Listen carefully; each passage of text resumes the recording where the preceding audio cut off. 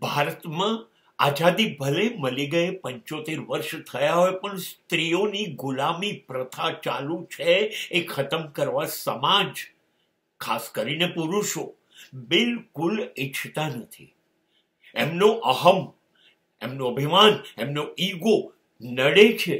સ્ત્રી આગળ વધી જશે એની એમને ખાતરી છે, અને માટે એના પગમાં સાંકળો બાંધી દીધી, એને પાંજરામાં પૂરી દીધી છે. પછી એ સાસરિયું હોય કે પિયરિયું હોય, એને રસોડામાં પૂરી દો, એને છોકરાઓ આપી દો, 2 5 7 8 10 12 ઉછેર્યા કર, રસોઈ બનાય, લુગડા વાસણ કચરા પોતા કર, ગુલામ થઈને જીવ. બસ એની પાંખો કાપી કાઢો, એની આંખો દૂર જોતી બંધ કરી દો, પાંજરામાં પૂરી દો. બસ આ કામ કર્યું છે સ્ત્રીઓ માટે પુરુષોએ.